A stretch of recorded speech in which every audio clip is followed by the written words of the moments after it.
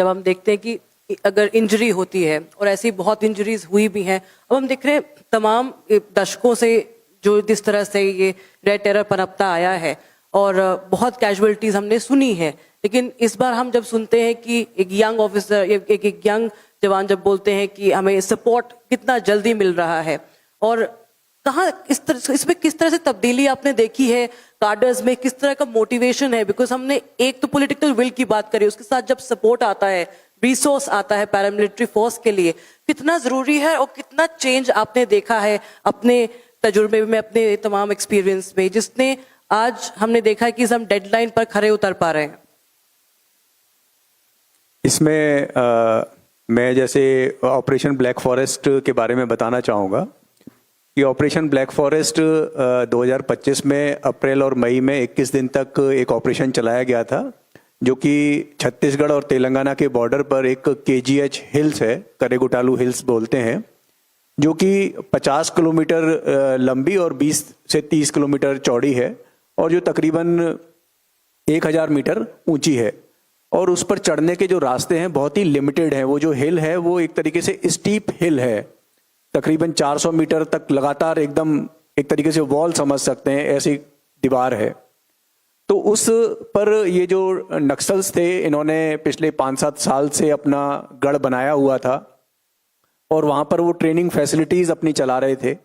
हम लोग time time पर ड्रोन्स वगैरह भेज के उनको कैप्चर भी कर पा रहे थे, और बाकी चीज़ों से भी उनको ट्रैक कर पा रहे थे। लेकिन उस पर ऑपरेशन जब भी फोर्स करने जाती थी तो वो इतनी ऊंची हाइट पर बैठे हुए थे कि उनको एकदम से पता लग जाता था, और वो आईडीज वगैरह लगा के फोर्स को डिमोरलाइज कर देते थे, और नुकसान हो जाता था फोर्स का, और फोर्स वापस आ जाती थी। तो इस बार गृह मंत्रालय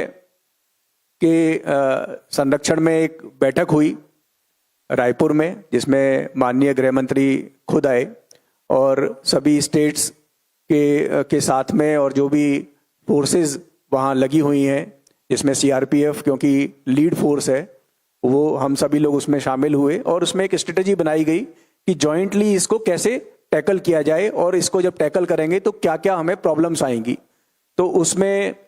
कितनी फोर्स चाहिए, कहाँ से हम लोग जाएंगे, वो सारी चीज़ें डिसाइड हुई। और उसके अलावा फिर जब फोर्स जाएगी तो कोई भी जब फोर्स हम लोग जाते हैं तो 3 से 4 दिन का राशन हम लोग अपने साथ लेके जाते हैं, और हर जवान करीब 25 किलो वेट अपने साथ लेके जाता है, क्योंकि 4 दिन में तकरीबन 2 लीटर डेली के हिसाब से पानी होता है, फिर खाना होता है, वेपन्स होते हैं, एम्यूनिशन होते हैं, तो 25 किलो उसके पीठ पे वेट लदा होता है। उससे ज़्यादा वेट लेके जाना और उस पर फिर पहाड़ पर चढ़ना मुश्किल रहता है। तो इतना जब ये लंबा ऑपरेशन था, उसकी प्लानिंग हुई कि कैसे लॉजिस्टिक्स, जवान जब पहाड़ पर चढ़ेंगे तो कोई टेम्परेरी हेलीपैड ढूंढा जाएगा, और उस हेलीपैड पे राशन और जो एम्यूनिशन ख़त्म हो जाएगा उसकी ड्रॉपिंग होगी। तो वो सारी चीज़ें प्लान हुई। तो इस सभी में गृह मंत्रालय का बहुत अच्छा सहयोग और बहुत अच्छा हम लोगों को सपोर्ट मिला, जिसमें BSF और एयरफोर्स के जो चॉपर्स थे, हेलीकॉप्टर्स थे, उनका सहयोग मिला। और डेली हम लोगों ने, मैं समझता हूँ कि चॉपर्स में 200 सॉर्टीज तक की, जिसमें कि मतलब पूरे दिन चॉपर खाली बैठता ही नहीं था, एकदम 2-2 मिनट के अंदर आ रहा है जा रहा है, क्योंकि इतने सारे 8,000-10,000 जवान थे। और उनके लिए अगर आप एक बार में चॉपर में जैसे सपोज 1200 किलो सामान जाता है, तो आप समझ सकते हैं कि पानी का ही और राशन का ही और जो एम्यूनिशन है, और कई बारी जवान जब ये ऑपरेशन ब्लैक फॉरेस्ट हो रहा था तो एक दिन रात को बिजली गिर गई। अब बिजली शहरों में तो गिरना एक बहुत ही नॉर्मल चीज़ होती है, कोई बिजली से कोई इफेक्ट नहीं होता, लेकिन वहाँ पे हमारे 5 जवान बिजली गिरने से बेहोश हो गए।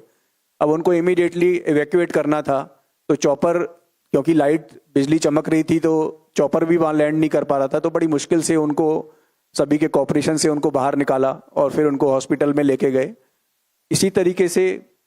जो भी प्रॉब्लम्स आई उनको सभी ने मिलकर दूर किया। और इस बार एक और अच्छा गृह मंत्रालय की तरफ से किया गया था कि जो एयर एम्बुलेंस है उसको परमानेंटली 21 दिन तक जगदलपुर एयरपोर्ट पर प्लेस किया गया,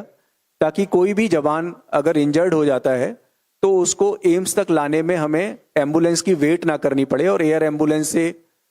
21 जवानों को एम्स में डिफरेंट इंजरीज की वजह से लेके आया गया, और उसका फ़ायदा ये हुआ कि किसी भी जवान की इस ऑपरेशन में जान नहीं गई। और ये बहुत ही बड़ी अचीवमेंट हमारी फोर्स के लिए और मोटिवेशन के लिए थी।